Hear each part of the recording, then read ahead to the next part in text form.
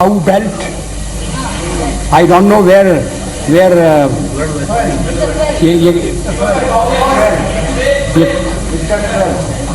काऊ belt है, काऊ belt का समर्थन है।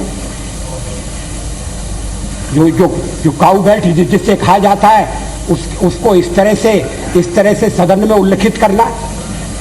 किस क्षेत्र की आप बात कर रहे हैं?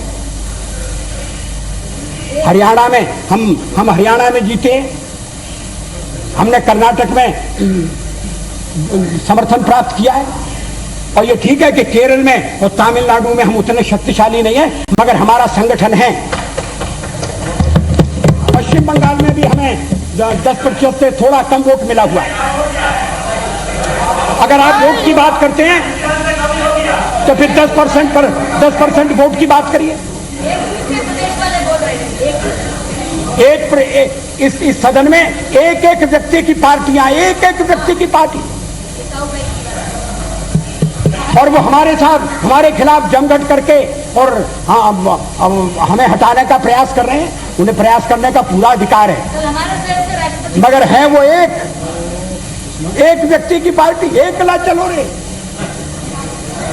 और चलो एकला अपने चुनाव क्षेत्र से, और दिल्ली में आकर हो जाओ इकट्ठे रे। किस लिए इकट्ठे हो जाओ? देश के भले के लिए। स्वागत है, हम भी अपने ढंग से देश की सेवा कर रहे हैं, और अगर हम देशभक्त न होते और अगर हम निस्वार्थ भाव से राजनीति में अपना स्थान बनाने का प्रयास न करते, और हमारे इन प्रयासों के पीछे 40 साल की साधना है। ये कोई आकस्मिक जनादेश नहीं है, कोई चमत्कार नहीं हुआ है। हमने मेहनत की, हम लोगों में गए हैं, हमने संघर्ष किया है। पार्टी 365 दिन चलने वाली पार्टी है। ये कोई चुनाव में कुकुर मुक्के की तरह से खड़ी होने वाली पार्टी है। और आज हमें अकारण कटघरे में खड़ा किया जा रहा है, क्योंकि हम थोड़ी ज्यादा सीटें नहीं ले सके। हम मानते हैं हमारी कमजोरी है, हमें बहुमत मिलना चाहिए। राष्ट्रपति ने हमें अवसर दिया, हमने उसका लाभ उठाने की कोशिश की है, हमें सफलता नहीं मिली, वो अलग बात है। लेकिन हम फिर भी सदन में सबसे बड़े विरोधी दल के रूप में बैठेंगे, और आपको हमारा सहयोग लेकर सदन चलाना पड़ेगा, इस बात को मत भूलिए। मगर सदन चलाने में और ठीक तरह से चलाने में हम आपको पूरा सहयोग देंगे, ये आपको आश्वासन देना चाहते हैं।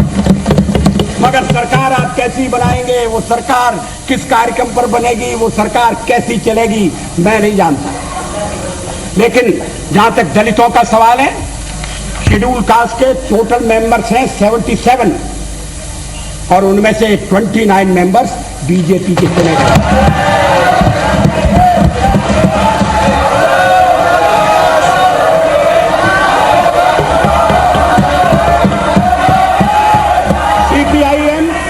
सीपीआईएम के 5 मेंबर हैं, सीपीआई 1 मेंबर है, कांग्रेस 15 मेंबर है, जनता दल 7 मेंबर है, और सबसे ज्यादा हमारे मेंबर हैं।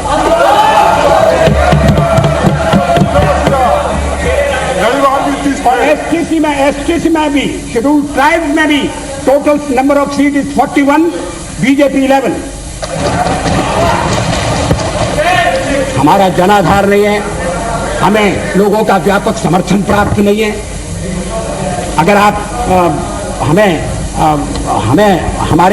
हमें छोड़कर सत्ता बनाना चाहते हैं और आप समझते हैं कि वो सरकार टिकाऊ होगी, मुझे तो उसके टिकने के लक्षण नहीं दिखाई देते।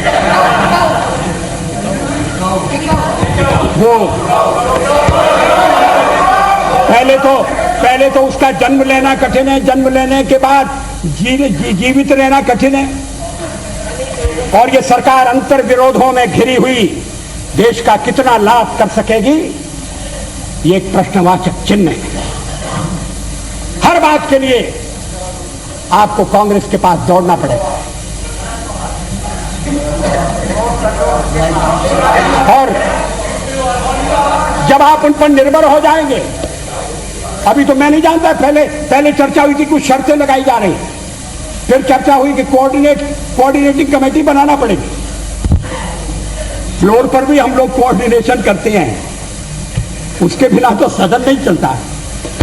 आप सारा देश चलाना चाहते हैं, बड़ी अच्छी बात है, हमारी शुभकामनाएं आपके साथ हैं। हम अपने देश की सेवा के कार्य में जुटे रहेंगे। हम संख्या बल के सामने सर झुकाते हैं और आपको विश्वास दिलाते हैं कि जो कार्य हमने अपने हाथ में लिया है वो जब तक राष्ट्रीय उद्देश्य पूरा नहीं कर लेंगे तब तक विश्राम से नहीं बैठेंगे, तब तक आराम से नहीं बैठेंगे। अध्यक्ष महोदय, मैं अपना त्यागपत्र राष्ट्रपति महोदय को देने जा रहा हूं।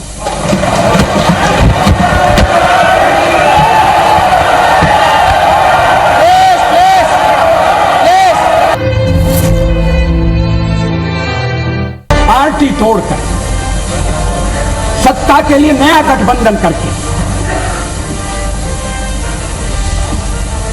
अगर सत्ता हाथ में आती है तो मैं ऐसी सत्ता को चिमटे से भी छूना पसंद नहीं करता।